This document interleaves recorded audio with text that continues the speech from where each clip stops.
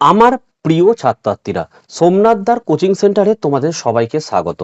আজকের ভিডিও থাকছে মাধ্যমিক সম্পূর্ণ পরিমার্জিত সংস্করণ 2024 আধুনিক ভূগোল ও পরিবেশ দশম শ্রেণী, প্রান্তিক প্রকাশনী রণজিৎ গড়াং। তৃতীয় অধ্যায় হচ্ছে আমাদের বাড়িমণ্ডল। আজকের ভিডিও থাকছে তোমাদের অনুশীলনের প্রশ্ন উত্তরের দ্বিতীয় পাঠ। প্রথম পাঠে আমি তোমাদের এই অবধি প্রশ্নের উত্তর সমাধান করে দিয়েছি এবং আগের চ্যাপ্টারের প্রশ্ন উত্তর পেতে হলে এই ভিডিওটির ডেসক্রিপশন বক্সে তোমরা আসবে। ডেসক্রিপশন বক্সে তোমাদের জীবন বিজ্ঞান, ভৌত বিজ্ঞান, ইতিহাস, ভূগোল প্রত্যেকটা পাঠ্য বইয়ের প্রশ্ন উত্তর সলভ করে দেওয়া রয়েছে, তোমরা ক্লিক করে অবশ্যই দেখে নিও। তো চলো আজকে এই ভিডিওটা আমরা শুরু করি। তো দেখো, আজকের আমাদের প্রশ্নের মান 1, 2, 3 এবং 5 পুরো কমপ্লিট করে দেওয়া হবে। 1 নম্বরের প্রশ্ন কি বলেছে দেখে নাও, যে কোন মহাসাগরে মৌসুমী স্রোত বয়ে যায়? কি লিখবে? উত্তর হবে ভারত মহাসাগরে। 2 নম্বরের প্রশ্ন, একটি পৃথিবী বিখ্যাত সামুদ্রিক মগ্নচড়ার নাম লেখো।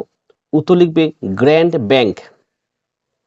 3 নম্বরের প্রশ্ন দেখে নাও, ক্রান্তীয় সমুদ্রে কোন ধরনের সমুদ্র স্রোতের উৎপত্তি ঘটে? উত্তর কি লিখবে? উষ্ণ সমুদ্র স্রোত। 4 নম্বরের প্রশ্ন দেখো, সামুদ্রিক মাছের প্রধান খাদ্য কি? লিখবে প্ল্যাংটন। 5 প্রশ্ন দেখো, হ্যামবোল্ট স্রোত কোন মহাসাগরে বয়? তো 5 উত্তর তোমরা লিখবে প্রশান্ত মহাসাগর। 6 প্রশ্ন দেখে নাও, মুখ্য জোয়ার অপর কি নামে পরিচিত? লিখবে চন্দ্র জোয়ার নামে পরিচিত। 7 প্রশ্ন দেখে নাও, মরা জোয়ার কোন তিথিতে দেখা যায়? লিখবে কৃষ্ণ ও শুক্ল পক্ষের তিথিতে দেখা যায়। 8 প্রশ্ন, পৃথিবী ও চাঁদের দূরত্ব সবচেয়ে কম থাকলে সৃষ্ট জোয়ার কি নামে পরিচিত? উত্তর লিখবে ভরা কোটাল নামে পরিচিত। আচ্ছা, মান 2 1 নম্বরের প্রশ্ন দেখো, সমুদ্র স্রোতের সংজ্ঞা দাও। এর উত্তরটি আমরা পাবো পেজ 58-এ। দেখে নাও। দেখো, এই যে সমুদ্র স্রোত কি এখানে লিখবে যে বায়ু প্রবাহ, পৃথিবীর আবর্তন, সমুদ্র জলের উষ্ণতা, ঘনত্ব, লবণতা ইত্যাদি তারতম্যে সমুদ্রের বিশাল অঞ্চল জুড়ে নিয়মিতভাবে ও নির্দিষ্ট পথে সমুদ্র জলের একমুখী প্রবাহই হলো সমুদ্র স্রোত। নেক্সট প্রশ্ন দেখো। চলো, 2 নম্বরের প্রশ্ন হচ্ছে সমুদ্র তরঙ্গ কাকে বলে? হয়েছে, এটার উত্তর আমরা পেজ 58-এ দেখে নেব। দেখো, এই হচ্ছে সমুদ্র তরঙ্গ। এখানে লিখবে উত্তরটি, এখান থেকে শুরু করবে আর এই অবধি লিখে দেবে। ঠিক আছে, নেক্সট দেখো। 3 নম্বরের প্রশ্ন বলেছে সমুদ্র স্রোতের 2টি বৈশিষ্ট্য লেখো। এটা আমরা 58 পেজে দেখে নেব। দেখো, তোমরা উত্তরটা এটা লিখবে যে সমুদ্র স্রোতের কয়েকটা গুরুত্বপূর্ণ বৈশিষ্ট্য। 1 নম্বর লিখবে যে সমুদ্র স্রোত পৃষ্ঠ প্রবাহ ও অন্তঃপ্রবাহ উভয় রূপেই বাহিত হয়। 2 দেখো, বায়ু প্রবাহ সমুদ্র স্রোতের মূল কারণ। বায়ুর গতি 50 কিলোমিটার/ঘন্টা হলে সমুদ্র স্রোতের গতি মাত্র 1 থেকে 2 কিলোমিটার/ঘন্টা। 3 বলেছে দেখো, সমুদ্রের মাঝ বরাবর বিভিন্ন স্রোত চক্রাকারে আবর্তিত হয়ে কুণ্ডলী বা জায়র সৃষ্টি করে। 4 সমুদ্র স্রোত সংশ্লিষ্ট অঞ্চলের জলবায়ুকে নিয়ন্ত্রণ করে। ঠিক আছে, নেক্সট দেখো। 4 প্রশ্ন দেখো, শৈবাল সাগর কি? এটা আমরা পাঠ্য বইয়ের পেজ 60 নম্বর পেজে দেখে নেব। দেখো, এই হচ্ছে 60 নম্বর পেজ। এই যে শৈবাল সাগর, এখানে লিখবে যে উত্তর আটলান্টিক মাঝ বরাবর বায়ুপ্রবাহ ও কোরিওলিস বলের প্রভাবে বিভিন্ন স্রোত চক্রাকারে একটি স্রোত রূপে আবর্তিত হয়ে গায়র গঠন করেছে। এই চক্রাকার জলরাশির মাঝখান স্থির ও স্রোতবিহীন বলে শৈবাল জন্মায়, তাই এই শৈবাল সাগর। এটি কিন্তু নামেই সাগর, এর কোনো উপকূল রেখা নেই। ঠিক আছে, এখান থেকে এই অবধি উত্তরটি লিখতে হবে। নেক্সট আমরা 5 প্রশ্ন দেখে নেব যে হিম প্রাচীরের সংজ্ঞা দাও। এটা আমরা 60 নম্বর পেজে পেয়ে যাব। দেখে নাও উত্তরটি। এখানে লিখেছে হিম প্রাচীর দেখো, নিউ ফাউন্ডল্যান্ড অঞ্চলে উষ্ণ উপসাগরীয় স্রোত এবং শীতল ল্যাব্রাডর স্রোত পাশাপাশি পরস্পর বিপরীতে বয়ে যায়। এদের স্পষ্ট সীমারেখাকে হিম প্রাচীর বলা হয়। ঠিক আছে, এখান থেকে এই অবধি লিখতে হবে। দেখো, 6 নম্বরের প্রশ্ন কি বলেছে দেখো, প্ল্যাংটন কি? এটা পেজ 62-তে আমরা দেখে নেব। দেখো, এই উত্তরটি কিন্তু খুব একটি বড় করে নি, ছোট্ট করে লেখা রয়েছে, তোমরা দেখে নাও। এখান থেকে লিখবে তোমরা এই যে উষ্ণ ও শীতল সমুদ্র স্রোত মিলিত হওয়ায় মাছের প্রধান খাদ্য প্ল্যাংটন জন্মানোর পরিবেশ সৃষ্টি হয়। জাস্ট এই অবধি লিখে দেবে যেটুকুনি আছে। ঠিক আছে, নেক্সট দেখো। 7 নম্বর প্রশ্ন দেখো, মগ্ন চড়া কাকে বলে? আচ্ছা, এটি আমরা পাবো পেজ 62, দেখে নাও। এটা 62 পেজ। উত্তরটা এখান থেকে লিখবে। দেখো, যেখানে উষ্ণ ও শীতল সমুদ্র স্রোত মেশে সেখানে শীতল স্রোতে বয়ে আসা হিমশৈল গলে যায়। হিমশৈলের সঙ্গে থাকা পদার্থ কি কি? যেমন বালিয়ার পলি ক্রমাগত অধক্ষিপ্ত হয়ে অগভীর অঞ্চল তৈরি করে। এটি হলো মগ্নচড়া বা ব্যাং। এই অবধি তোমরা উত্তরে কিন্তু লিখে দেবে, ঠিক আছে? এখান থেকে এই অবধি। নেক্সট দেখো, নেক্সট হচ্ছে আমাদের 8 নম্বরের প্রশ্ন। দেখো, চন্দ্র জোয়ার কি হচ্ছে? এটা আমরা পেজ 62 পাবো, দেখে নাও। এখান থেকে লিখবো। দেখো, যে পৃথিবীর যে অংশ চাঁদের সামনে থাকে বিপরীত অংশ অপেক্ষা, পরে পেজে চলে আসো, দূরত্ব কম বলে সেখানেই চাঁদের আকর্ষণ বল সব থেকে বেশি এবং সেখানে জল ফুলে উঠে জোয়ার সৃষ্টি হয়। এটি হলো মুখ্য জোয়ার বা চন্দ্র জোয়ার। হয়েছে? এই জোয়ারে জল বেশি ফুলে ওঠে। এই অবধি উত্তর তোমাদের লিখতে হবে। নেক্সট দেখো, নেক্সট হচ্ছে আমাদের 9 নম্বর প্রশ্ন। দেখো, সংযোগ ও প্রতিযোগ কি? এটি আমরা পাঠ্য বইয়ের পেজ 63 দেখে নেব। দেখো, উত্তরটি এখান থেকে লিখবে যে অমাবস্যা তিথিতে যখন চাঁদ একই সরলরেখায় পৃথিবীর ও সূর্যের মাঝখানে থাকে তখন তাকে বলে সংযোগ। আর পূর্ণিমা তিথিতে একই সরলরেখায় পৃথিবী যখন সূর্য চাঁদের মাঝখানে থাকে তখন তাকে বলা হচ্ছে প্রতিযোগ। ঠিক আছে? নেক্সট দেখো, নেক্সট 10, বান ডাকা কি? এটি আমরা পাঠ্য বইয়ের পেজ 64 দেখে নেব। দেখো, এটা হচ্ছে 64 পেজ। উত্তরটি এখান থেকে শুরু হবে, দেখে নাও। বান ডাকা লেখাই রয়েছে, এখান থেকে শুরু করবে, পরের পেজে চলে আসো, এই অবধি তোমাদের উত্তরটিকে লিখতে হবে। হয়েছে? নেক্সট দেখো, 11 নম্বর প্রশ্ন। দেখো, অ্যাপোজি জোয়ার কাকে বলে? এটা আমরা দেখে নেব পেজ 65-তে। দেখো, এখান থেকে লিখবে যে পৃথিবী থেকে চাঁদের দূরত্ব যখনই সর্বাধিক সেই অবস্থায় হলো অ্যাপোজির অবস্থান এবং এই সময় পৃথিবীর উপর চাঁদের আকর্ষণ বল কম হয়, জোয়ারের প্রাবল্য কম কম হয়, যা অ্যাপোজিট জোয়ার নামে পরিচিত। ঠিক আছে? এই অবধি উত্তর তোমাদের লিখতে হবে। নেক্সট দেখো, প্রশ্নের মান 3। দেখো, 1 নম্বরের প্রশ্ন কি বলেছে? সমুদ্র স্রোত ও সমুদ্র তরঙ্গের পার্থক্য লেখো। এটি আমরা পাঠ্য বইয়ের পেজ 59-এ দেখে নেব। দেখো, এই যে সমুদ্র তরঙ্গ আর সমুদ্র স্রোতের পার্থক্য। ঠিক আছে? এটা তোমাদের লিখতে হবে। নেক্সট দেখো, চলো 2 নম্বরের প্রশ্ন বলছে সমুদ্র স্রোতের উপর নিয়ত বায়ুর প্রভাব লেখো। এটি কিন্তু আমাদের এই পাঠ্য বইতে উত্তরটি নেই, আমি তোমাদের সমরেন্দ্রনাথ মোদকের বই থেকে উত্তরটি দেখাচ্ছি, তোমরা লিখে নিতে পারো।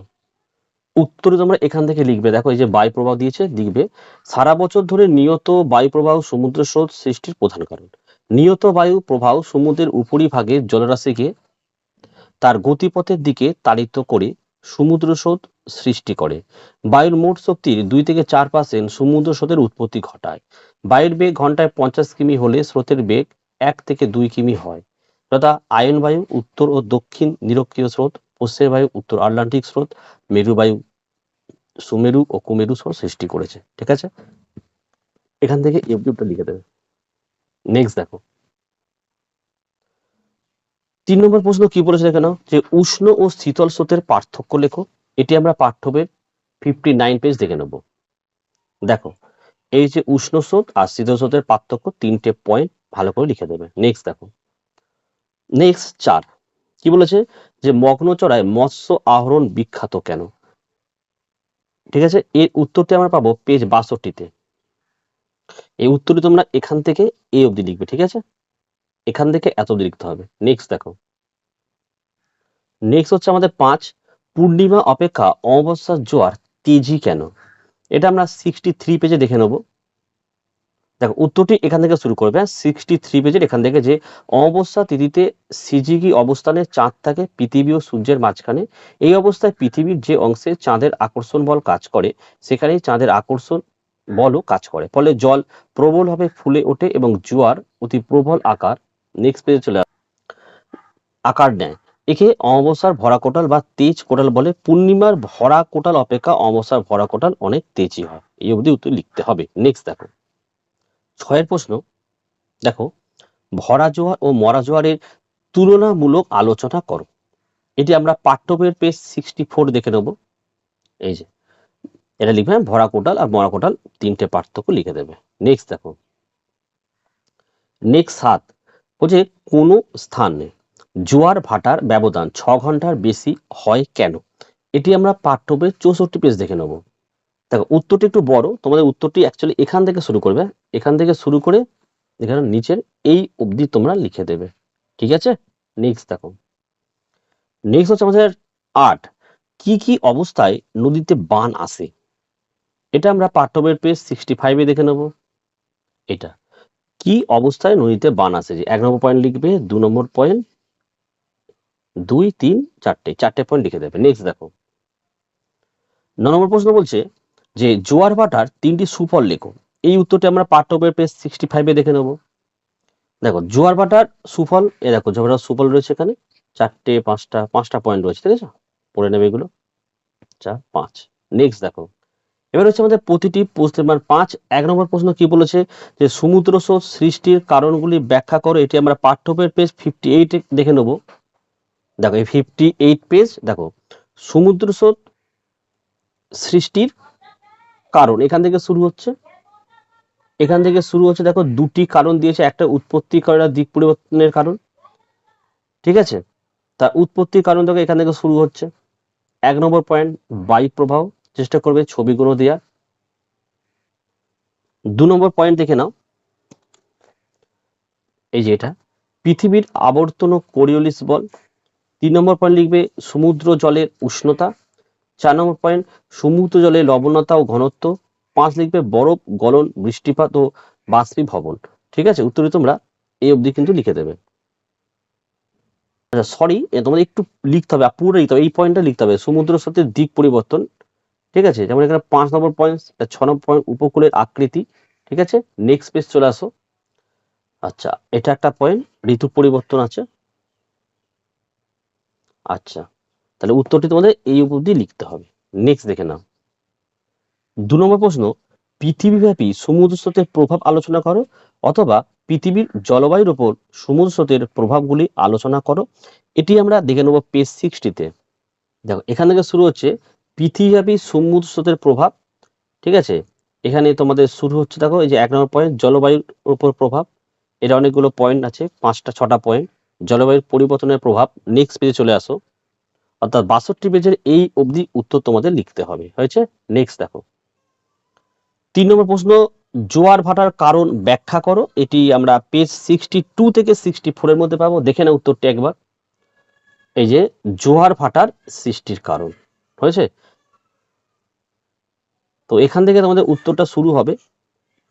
নেক্সট পেজে চলে আসো, 63 পেজেরও পুরো লিখতে হবে তোমাকে, এই অংশগুলো তোমরা লিখবে না কিন্তু, ঠিক এই অংশগুলো লিখবে না, হয়েছে? নেক্সট পেজে চলে আসো, এই অবধি তোমাদের উত্তরটা লিখতে হবে, হয়েছে? নেক্সট প্রশ্ন দেখো, দেখে নাও ভরা কোটাল ও মরা কোটাল কিভাবে ঘটে চিত্র সহ ব্যাখ্যা করে। এটা আমরা 63 পেজে দেখে নেব। দেখো এই হচ্ছে ভরা কোটাল ও মরা কোটাল, উত্তরটি তোমার এখান থেকে লেখা শুরু করবে, এই লেখাটা লিখবে না, পুরো লিখছো, এই দুটো ছবি অবশ্যই দেবে, ঠিক আছে? এই যে ভরা কোটাল, পূর্ণিমার ভরা কোটাল, এটা হচ্ছে অবস্থার ভরা কোটাল। নেক্সট পেজে চলে আসো, এই অবধি উত্তর লিখতে হবে এবং এই ছবিটা কিন্তু দেবে, কারণ এখানে মরা কোটালটা দেওয়া রয়েছে, ঠিক আছে? 3টে ছবি দিতে হবে। দেখো তাহলে এই অধ্যায়ের অনুশীলনী কিন্তু আমি সম্পূর্ণ কমপ্লিট করে দিলাম, ঠিক আছে? তোমরা যারা মাধ্যমিক পরীক্ষা দিতে চলেছো, সোমনাথদার কোচিং সেন্টার থেকে একদম স্বল্প মূল্যে তোমাদের প্রতিটি সাবজেক্টের অধ্যায়ভিত্তিক নোট সংগ্রহ করতে পারো নিচে হোয়াটসঅ্যাপ নাম্বারে যোগাযোগ করে। আর তোমরা কোন কোন প্রকাশনের বই পড়ছো কমেন্ট করে জানাও, তাই তোমাদের প্রকাশনের বইয়ের প্রশ্নের উত্তরগুলো আমি এইভাবেই সলভ করে দেবো। ভিডিও ভালো লাগলে একটি লাইক করো এবং চ্যানেলে নতুন হলে চ্যানেলটিকে সাবস্ক্রাইব করো, পাশে থাকা বেল আইকন প্রেস করে অল নোটিফিকেশনটাকে অবশ্যই অন করো, যাতে আমি যখনই কোনো ভিডিও আপলোড করব সবার প্রথম যেন তোমাদের কাছে পৌঁছে যায়। তাহলে আজকের ভিডিও আমি এখানে শেষ করলাম, তোমরা প্রত্যেকে ভালো থেকো এবং সুস্থ থেকো।